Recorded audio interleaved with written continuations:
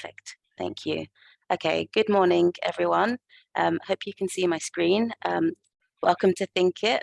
This is a series of workshops from the Entrepreneurship and Enterprise program here at GBS. Here to support you if you've got a business idea that you want to start, or if you've got an existing business that you want to grow. So today we'll have a lovely workshop by Nandish Patel, who will take us through how to define your ideal customer. So this kind of links in nicely with last week's workshop, which is all about how, researching your market research. So Nandish is a lecturer in entrepreneurship and management, and he'll take you through today's workshop. If I could just ask everyone to stay on mute whilst Nandish is talking, and then we'll have 15 minutes at the end for questions and answers. So without further ado, I will stop sharing my screen, and Nandish, please take it away. Thank you so much, Annabelle. Could you guide me on how I can share my screen, please? It should be the green button. Oh, yes. In the middle of the screen. Yeah. Excellent. Yeah. Thank you. So let me see first.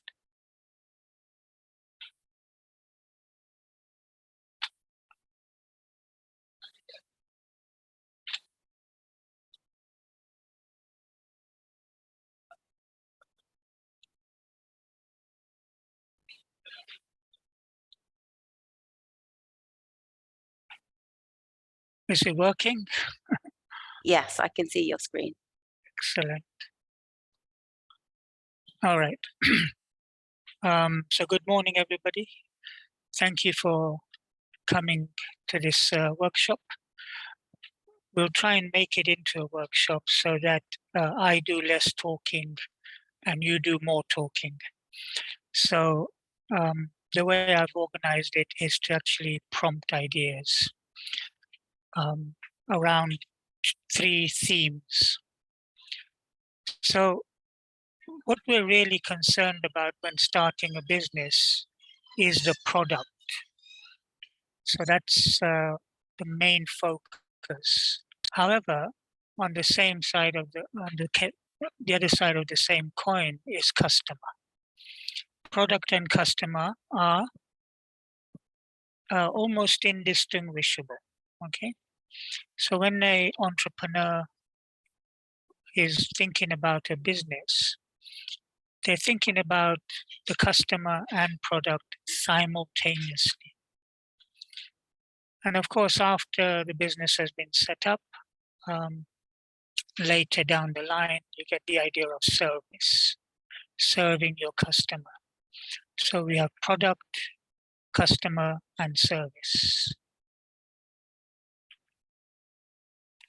So what we will do in this workshop is look at these 5 areas. Do you know your customer? It's easy to skip this one as a person doing business because your main focus is on what you want to sell. But it's important that we spend more time thinking about the customer. And this is defined by knowing the customer need. What does the customer actually require? Your product is only viable. In other words, your customer will only buy it if they have a need for it. Then we go on to 3 ways of understanding that customer need. Customer knows best, entrepreneur knows best, employees know best. So when we're trying to understand what the customer needs, how should we do it? Should we ask the customer? Customer knows best. Or should you, the entrepreneur, define what the customer needs? Entrepreneur knows best. Or should we ask the employees to actually help in defining the customer? Employees know best. And of course, all of that revolves around products and service. So we'll go through these 5 items, particularly item 3, 4, and 5. Sorry, that's 6 items there, isn't it? Yeah, my numbering is wrong. We'll go through items 3, 4, and 5 through real examples of entrepreneurs that you all know who have proceeded in that way. Earlier on, Annabelle said that your workshop last week was on market research. Well, that's number 3. Customer knows best. But there are 2 important alternatives to think about. And that's you, the entrepreneur, knowing best, and employees knowing best. So do you know your customer? How can you identify who your customer is? Well, the traditional approach is to find out what the customer needs. What need does your product or service satisfy? Yeah, this is the traditional approach, and it's called market research. Customer tells you what they want, and you produce the product or service. Yeah. On the screen, you can see Jeff Bezos, and the quote is, "The number one thing that has made us successful by far is obsessive compulsive focus on the customer." Yeah. I'm not sure whether this is true or not, but Jeff Bezos in his boardroom had an empty chair, and his directors once plucked up the courage to ask him, "Why is there a chair here that nobody sits on?" And Jeff Bezos said, "I want you to think of that as your customer. Your customer is sitting here listening to us, and everything we do must be for the customer." So this is one approach. As you are beginning to develop your business idea, will you take this route to understanding your customer? Will you do a market research survey to understand the customer?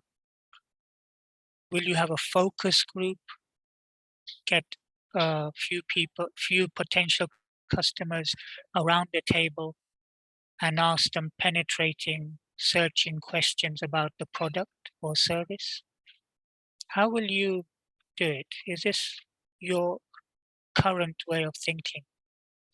There is an alternative way, and that is what Steve Jobs did. And this is the contrary view. Today, about 2.5 billion people use Steve Jobs' product. He seems to have got the customer right. Contrary view, Steve Jobs thought about delighting his customer delight. It's not the customer's job to know what they want. Well, that seems pretty radical, doesn't it? We have phrases such as customer knows best, customer is king, but here you are, one of the most successful entrepreneurs in our lifetime, saying it isn't the customer's job to know what they want. I'd like you to think yourselves, if you've gone to buy a suit in a shop or a dress, do you actually know what you want? When you walk into the shop, can you tell me 100 pieces, characteristics of that suit or dress that you have worked out before you walk into the shop?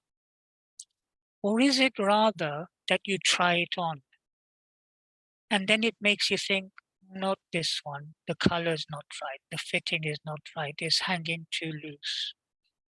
So you are working out what you want. So that suggests that you don't know what you want. So therefore, it's highly plausible that the customer does not know what they want. And when you're inventing a new product or service, it's your job to work out what your customer wants. So to quote Steve Jobs again on the slide, your customer dream of a happier and better life. Don't move products, instead enrich lives. So by move here, we're using business language, meaning don't try and do hard sell. It's not about selling. It's about enriching their lives. Steve Jobs spent a lot of time understanding font. He went to night school to learn about different kinds of fonts that can be used on the Apple iMac. Yeah? He was thinking about enriching his customer's life. So this is an alternative that is highly plausible. And the final quote by him, people don't know what they want until you show it to them. Have you rented a flat? Have you bought an apartment? Have you bought a house, a car? Did you not have to go and see it before you made sense of it? People don't know what they want until you show it to them. And this is exactly what Steve Jobs did. This is exactly what Elon Musk did. This is exactly what Richard Branson did. Richard Branson set up Virgin Atlantic, showed the product, and the customers flocked. Yeah. What about another third alternative? Employees know best. Is it possible that your employees actually know what the customer wants? Well, this is what Richard Branson thinks. Richard Branson says, clients do not come first. In other words, customers do not come first. If you take care of your employees, they will take care of the clients. Okay? So this is reaching customers through employee care. Now, as a business startup, you may not have employees. It's yourself, maybe your partner, your family member. Together, you will work out what the customer wants. Yeah? So this is a third alternative way of thinking about what your customer wants. At the core of all of these three ideas is the product or service. What product are you producing? And will you ask the customer about it to understand what it is that you should produce? Or do you know the customer wants and will produce it? Or will you work together in a team, i.e. employees, to understand what the customer wants? Customer or entrepreneur or employees know best. So how do you think these products came about? Coca-Cola, Ford, Virgin, Amazon, Apple, Tesla. Do you think it was market research? Do you think it was the entrepreneur putting the product into the market? Or do you think employee knows best? Yeah. I'm open to answers here if you have any. Equally, what about these products? Who knows best? How did these products come about? Was it through market research, the entrepreneur, or employees? And just to finish off, interestingly, all these brands, these 10 companies, control all these brands. It's amazing that only 10 companies control the majority of brands. You want to make your company into such a brand. And I don't underestimate your ability to do that, because Steve Jobs was like you, going from pillar to post, looking for an idea. Elon Musk was like you, going from pillar to post, trying many different ideas. And Richard Branson did the same here in the UK, going from pillar to post, looking for a different idea, and all of them successfully created a brand. Okay, thank you very much for listening. Thank you, Nandish. So brings us nicely to a Q&A. So if anyone has any questions, yeah, feel free to unmute yourself and ask away.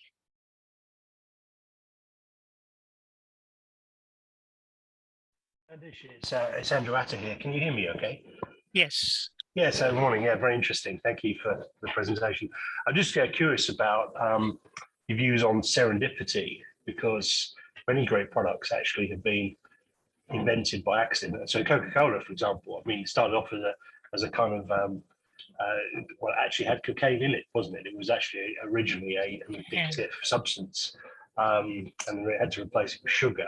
I don't know the details of the story, but it had a rather, and it had a sort of history of this man on the back of a wagon selling this rather addictive substance, and they had to move to a sort of sugar-based. But the whole idea of these tonic drinks came out of traditional remedies that were adapted for and sort of modern age. So there are many examples of that. What do you think about chance and serendipity playing a role in product design? I think it's a really interesting question, and probably ignored a lot in our textbooks and what we teach our students. I was just speaking to Annabelle early in the morning before we started, reading a little article exactly on that point. The article is titled Compounding Ideas. Just as we compound interest when we have money, compounding ideas. And the article mentions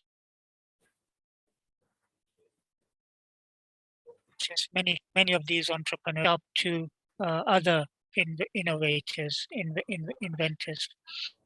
For example, Steve Jobs was very, he made the Polaroid founder his guru. Warren Buffett, as we all know, made Graham his guru as well. So I believe in my own personal philosophy that emergence is a huge aspect of our lives, and especially ideas. Sir Isaac Newton, when he was being applauded for his invention at the Royal Society, said that I stand on the shoulders of giants. So every idea we have is actually built on other people's prior ideas. And as you say, Andrew, almost accidentally. So it's something that emerges. It is actually chance. I don't think any of us are that brilliant that we can rationally work out a product or a service and bring it to market. Elon Musk went from pillar to post until he hit on a couple of good ideas. And the electric car wasn't his idea. As you all know, he joined up with a couple of people in an existing company to develop the idea further. So I think it's a strong part. And then we move on to creativity of the entrepreneur. So how should the entrepreneur build that or allow that to happen in their business venture? Well, they must actually not force an idea. They must say, yes, I'm open to ideas. I'm open to letting things happen by chance. I won't pretend that I know everything. I'm going to try things out, see how it works, and take it from there. So actually, I think it's a key part of entrepreneurship. And like another French, as entrepreneurship is a French word, there's another French word called bricolage. And bricolage is just the same thing. You take components that are existing separately, put them together, and you have a new invention. And how do you select those components? Well, it was chance. You happen to have them around on your desk, so to speak, and you start to put them together. If those components weren't on your desk, you wouldn't be able to put them together. And the same applies for a product or service. You've got ideas floating in your mind. you're kind of putting them together for a service or a product. So yes, I'm a great believer in emergence and chance. Although all of that should be and must be framed by a rational approach, which means there must be a goal there. Now, I myself, when I did my PhD, created a theory. I don't mean to be bombastic, but I created a theory called theory of deferred action, which builds that core idea into it, that the action I'm taking now is planned. However, I'm not that brilliant that I can actually achieve my goal. Therefore, there's an element of chance. And because of chance, I've got to defer action until that takes in, so that that chance can be taken into consideration. So I called it the theory of deferred action. Thank you, Nandish. That's very interesting. Very interesting. And delighted you mentioned bricolage. It's a great concept. I've worked with it too. Yeah. Yes. Yeah. Brilliant. Any other questions? I know Guillermo in the chat just said sometimes you have an idea, but it's, you know, when as you go and you discover new things, you kind of mold it into what it's going forward, and it could be something different than you originally planned. So yeah, that kind of ties in nicely with what you were just saying earlier as well. I don't know, Guillermo, if you want to unmute and expand on that, but I thought that was a very relevant point as well. Or if there are any other questions, we've still got a bit of time, so don't worry about that.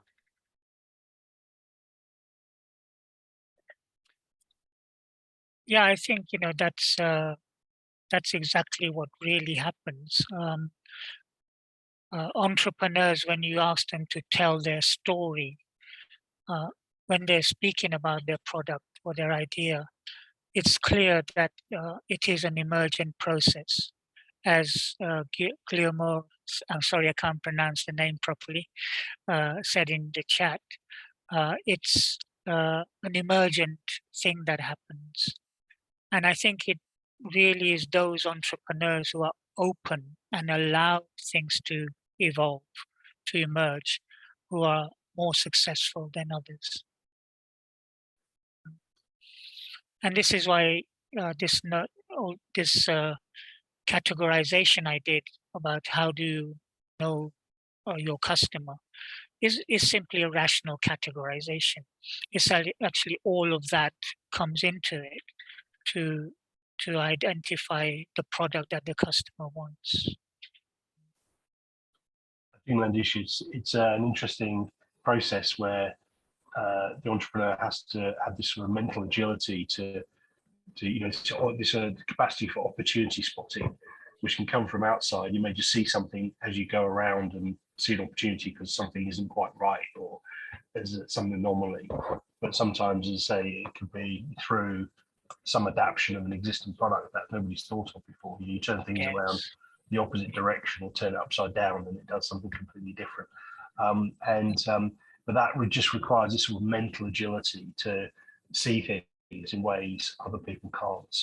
So there is a certain way of kind of being open to. So it's important for entrepreneurs not to be too locked on. There's this kind of tension, isn't there, between focus around delivery, but also you've got to keep open. Part of your mind has got to be open to new possibilities, so you can turn things around the other way and see things differently. No, that's right. And those of our students who are present here, although we teach you in class, there is a business plan. You must understand innovation and the processes of innovation. All these things are abstractions of that being that you spoke of, Andrew. It's the idea that the entrepreneur has a framework, but within that framework, which is the goal, they are allowing themselves to be as creative as possible, not being restricted by any kind of frame that says to them they have to go systematically from one step to the next to the next. It is an openness that is really important. And the other point you mentioned is even more important. There are hardly ever any original ideas. As we say, there's nothing new under the sun. So it's a case of taking these existing things around you when you're thinking of your business idea. What is around you, and can you mix it up in a different way? Again, let's think about Jeff Bezos. Well, the retail shop has been around ever since the Industrial Revolution began. Manufacturers produce these products, they needed to sell them, the retail shop pops up, okay? But now Jeff Bezos says, no, you don't need somebody behind the counter. You don't need customer service. You don't need pricing. You don't need merchandising. You just let somebody walk in and walk out. Okay, walk in, pick up their product and walk out. That's the kind of ideation that an entrepreneur must be able to do in order to create something new. Now, what did Jeff Bezos do there? He hasn't created anything new. The retail concept exists, technology exists. He's put the two together and created this idea. Yeah? So combinations is what it's really about. How can you combine existing things around you? Yeah. And this is what the paper was in the morning. I was reading about compounding ideas.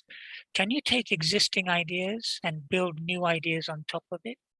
Mix them together? That is the way you will get to know your customer. Because when you compound something and then you say, okay, will the customer like this? Then that's the journey you begin. Yeah. And I should add, it takes a long time. It's not easy. I've had a couple of businesses in the past, but there's one dear to my heart, and that is teaching. And I still don't know what that service is. I struggle every day, every morning, thinking, why am I not getting this idea? I know that I have the material within me to teach it, but I don't know how to put it together. I don't know whether it should be online. I don't know whether it should be me. I don't know whether it should be automated. I'm still struggling how to get this idea going. So it does take time. Yes, it does. And just on that, actually, Nandish, so what would your advice be to those starting a business or thinking about a business? What would your top tips be to kind of start thinking about their customer and planning their business around the customer that they'd want to serve? I think I'll go a little bit humanitarian on this one and go into humanism, because the entrepreneurs I mentioned in the talk, if you look deeply into why they went into business, it was because they wanted to help people.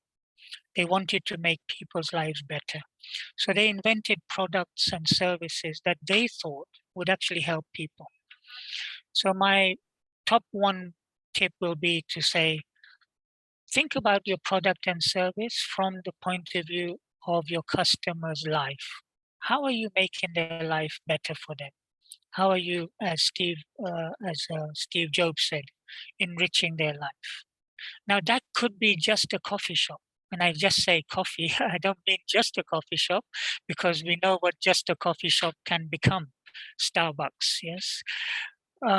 But with that simple idea on your high street, if you service that in a way that helps your local community, that is a great idea. And that's a sustainable idea, because then people will continue to come into your shop. So begin by thinking about how you will help people. Okay, that's the first point. Then secondly, you obviously have to think about finance. Make sure that you're able to finance this business, and of course have sufficient cash flow to be able to run it, because that one idea of you helping people may not catch on immediately.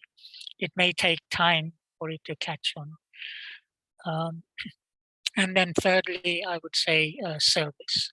Make sure that when the person does walk into the coffee shop, you're not too busy drying the cups. You got to go to that customer. You got to greet them. You got to speak to them. You got to make them feel welcome. So these are my 3 ideas for priming up your business. Brilliant. And yes, that's the part that links into the market research, actually talking to the customers and finding out what they want.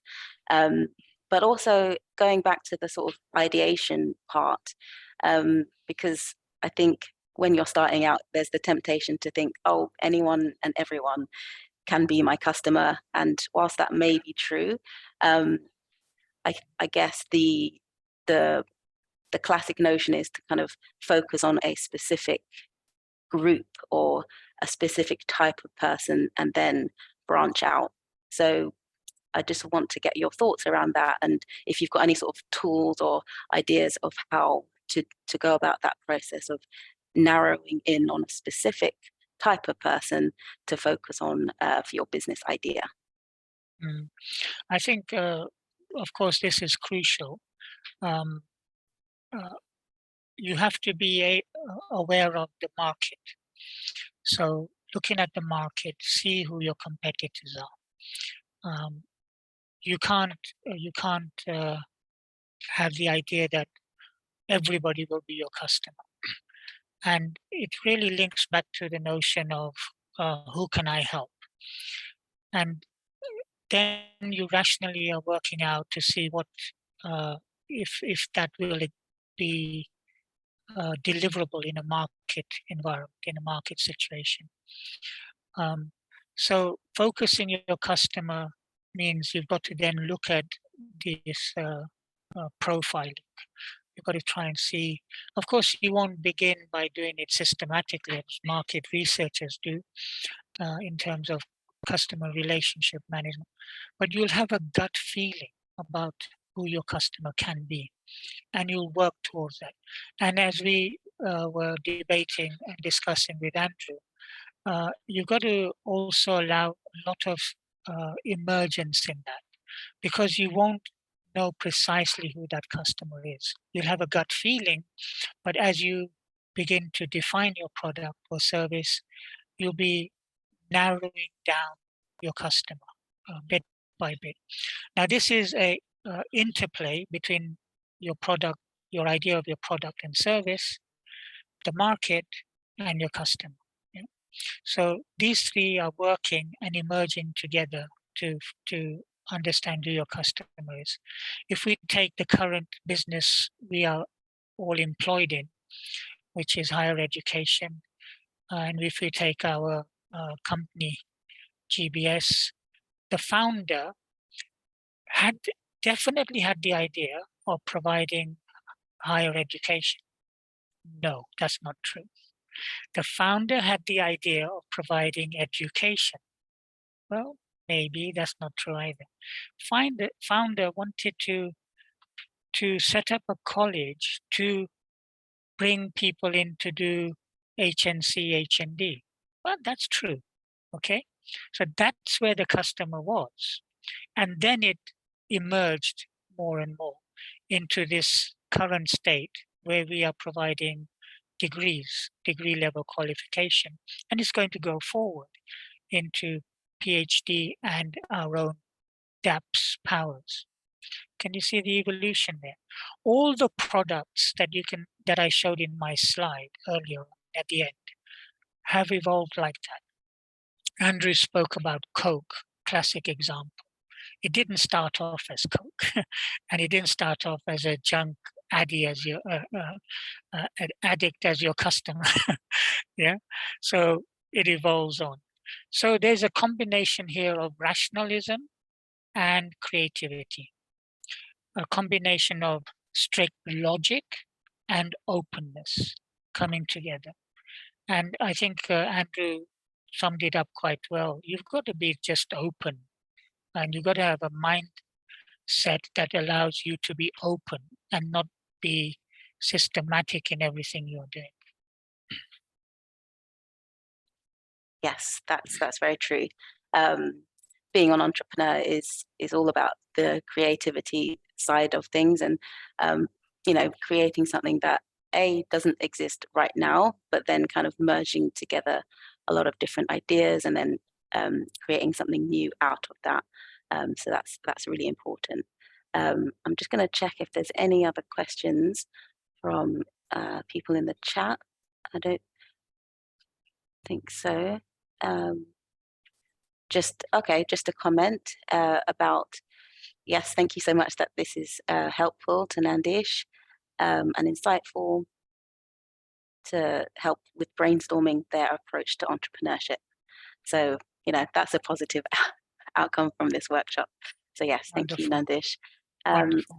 Does anyone else have any questions? Feel free to unmute or just pop it in the chat.